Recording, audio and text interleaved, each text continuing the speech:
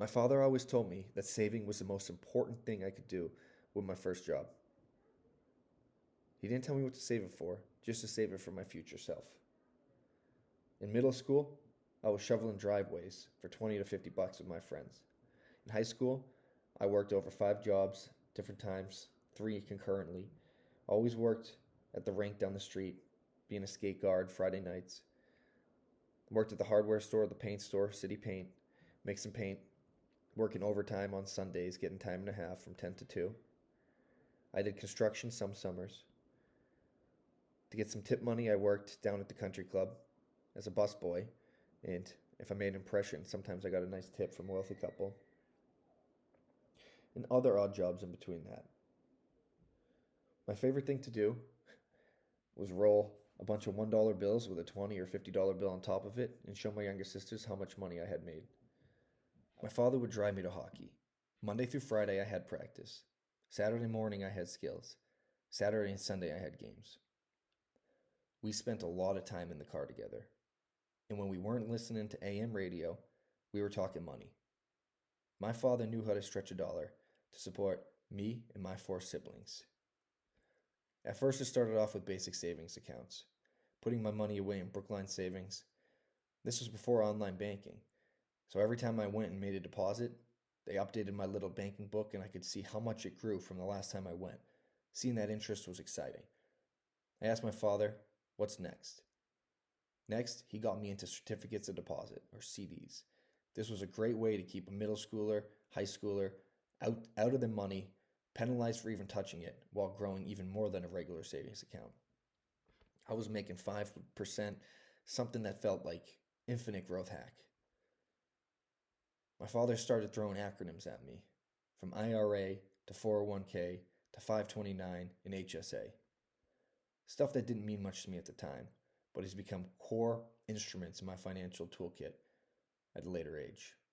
As I graduated high school, I started driving myself, but the conversations never stopped. I asked my father what's next. I turned 18 years old and opened my first brokerage account at Fidelity Investments. One of the acronyms he always said to me was FBGRX. It was a ticker, whatever that meant. Turns out, it stands for Fidelity Blue Chip Fund. And a blue chip is a large, reputable company with stable income. Think Apple, Microsoft, Netflix. These are companies that all belong, or all are holdings within the Fidelity Blue Chip Fund. It was a different spread at the time, but those are what today's companies are. I was fortunate enough to listen to my father, open my first brokerage account, and throw money into Fidelity Blue Chip. I still have those holdings to this date, near 20 years later. Thank you, Dad. I appreciate the investment tip. Now, I veered off course a bit, started investing in things like crypto and cannabis, stuff my father would never and have never touched. But without his lessons, without him teaching me how to save my money, I wouldn't have even had the opportunity to expose myself to these investments. My goal here today is to be something like my father was to any of you listeners that have made it this far into the video. I hope this new format is stimulating and keeping you getting a little bit of dopamine kick while you're listening to some useful information. The first step is saving. In order to invest and grow your money, you're going to have to start saving money. And that leads to restricting spending, being smarter with spending, finding new ways to make money. And we can do that together here on this channel. And while we're talking about the channel, as you can see, we're early and trying to find a style that is both educational and entertaining so people stick around and join the community. So right here, I'm shoveling my driveway. We didn't get a ton of snow, but it's enough that I want to get rid of so I don't pack it down to make little ice tracks with the tires as I pull out. It's about 7 in the morning. The 3 kids are eating breakfast with my wife. I already took care of my chickens, and I got to get my son to school by 8 a.m. I'm also helping my neighbors out down the road, taking care of their chickens while they're away. I got to shovel this driveway quick, and I figure it's a good opportunity to try a new video format. So I'm holding the tripod in one hand and using the big shovel in the other. I did my best to hold the camera steady, and I'm going to invest in some better equipment if we find out that this is a format that we actually care about. But for now, I hope you enjoy some of the messages from my father, some of the additions I've given to them, and me shoveling my driveway, struggling with one hand. Now you may be wondering, why did I even start this channel, and what's my end goal? And I want to document this here, one, to share it with you, but two, to stay true to that goal, and not get wrapped up in trying to gamify the algorithm. Unfortunately, that's a reality with some of my clickbait thumbnails and short form content. But my goal here is to spread a message and empower us all to be financially independent, so we have a strong, stable, and secure generation, so we can add value to America, add value to our children, add value to our neighbors, and live our best lives. I had my 15-year high school reunion the other day. It was a good turnout. We had about 50, 60 people. Class was 350, but as you can imagine, folks have scattered across the nation. One thing struck me, and it wasn't anyone showing off their flashy car, anyone talking about their McMansion, talking about the boat that they bought. It was everybody just catching up on life, but learning that a bulk majority of my classmates graduating in 2010, making us about 33 or 34, haven't had the opportunity to own a home yet. Now, this is a mix of our economic landscape and individual decisions. And I like to believe that our individual decisions are shaped and influenced by our economic landscape. I didn't ask folks that didn't own a home what they had spent their last paycheck on, or what their savings plan was. But I got a sense that there's a big gap in financial literacy across the millennial and beyond generation. We're sold something. We're sold instant gratification, experience, consumerism. We're told that we need to take that trip. We deserve to take that trip.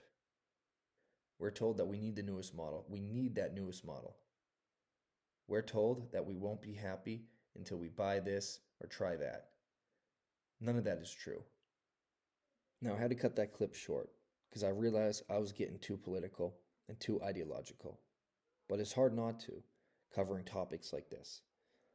When I look back, I didn't see many classes offered for how to manage your taxes, how to take out debt smartly, how to own a home, how to start a business. Important topics that all Americans would benefit from. In fact, I felt like there was a system just trying to push us through. And the first thing we did as we became young adults was sell us more debt.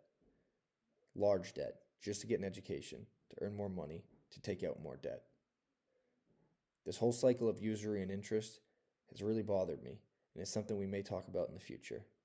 However, today, we focus on what we can control, what's in front of us, how we manage that paycheck that we get, and how we can work together to increase how much that paycheck is, and find other avenues to generate wealth, so we can all have a shot at financial independence.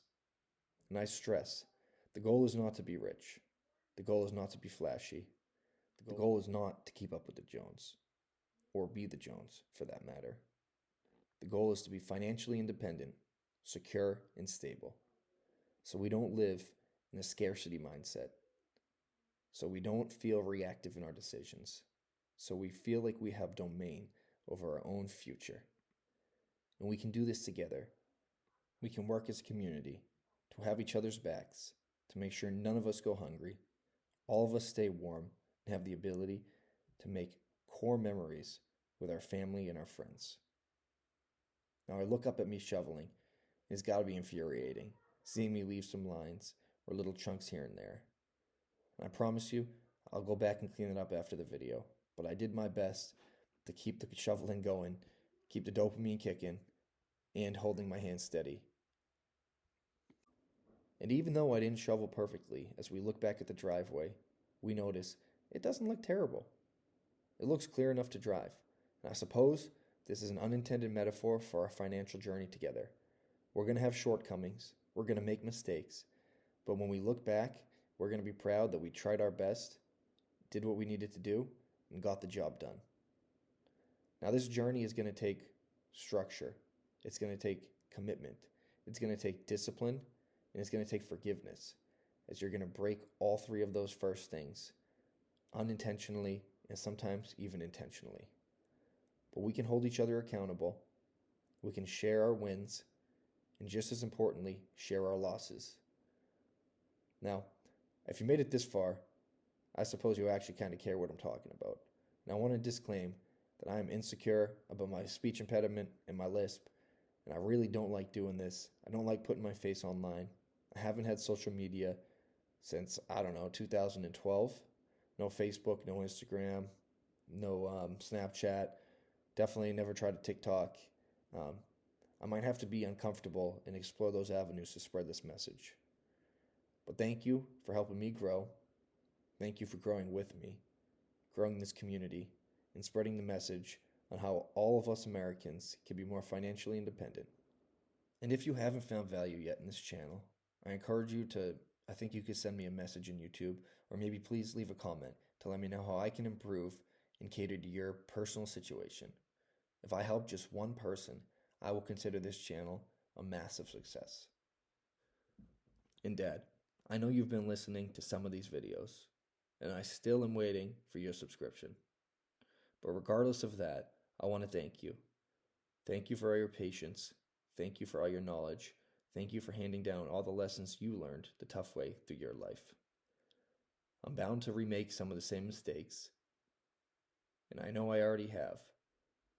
But hearing your voice in the back of my head, with all those lessons you taught me on the way to hockey, has made me the man I am today.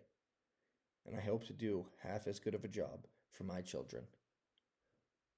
Maybe this YouTube channel will act as a collective of all the lessons that you taught me, lessons that I can add to it, and lessons that we can share as a community. Now, I'm kind of sick of the mushy stuff, and I don't really want to hear my voice anymore. So I hope you guys enjoyed the last few seconds of this nice New Hampshire January morning with a fresh coat of snow. Thank you. Oh yeah, please comment, like, subscribe, do the whole thing. Thank you.